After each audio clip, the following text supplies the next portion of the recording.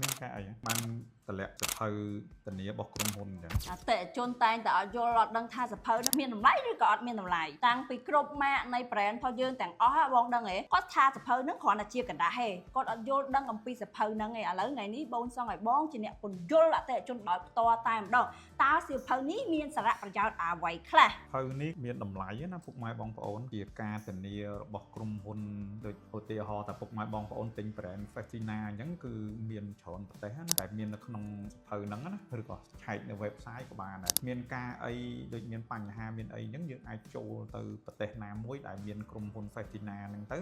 គឺគេមើលជូនដល់ពុកម៉ែបងប្អូនអត់គិតលុយគ្រាន់តែការធានាហ្នឹង2ឆ្នាំមានតម្លៃមែនតើពិសេសមែនតើណាហើយចាក់កក៏អញ្ចឹង Calypso Marti Apollo អញ្ចឹងកុំបោះចោលសភៅនឹងការធានានេះណាបាទនេះគឺមានតម្លៃមែនតើអញ្ចឹងចាំជំរាបទៅអតិថិជនអញ្ចឹងវិញទៅទាំងអស់នេះមានតម្លៃសម្រាប់ brand ណាមួយដែលពួកគាត់ទិញគ្រាន់តែថាអញ្ចេះបើទិញពីក្រុមហ៊ុនរតនាការ៉េ5នៅស្រុកខ្មែរគឺយើងធានារហូតដល់3ឆ្នាំពេញលើសរោងចក្រទៀតរោងចក្រគេធានាតែ2ឆ្នាំទេចឹងថ្ងៃនេះមកស្រាវចម្ងល់ជូនពុកម៉ែបងប្អូនថាសភៅធានាទាំងអស់នេះគឺពិតជាមានតម្លៃមែនតើសម្រាប់អតិថិជនទី1គឺគេណែនាំអំពីការប្រើប្រាស់នៃនាឡិកាដៃនីមួយៗ brand នីមួយៗដូចស្វាមីរបស់ខ្ញុំបានជម្រាបខាងលើអញ្ចឹង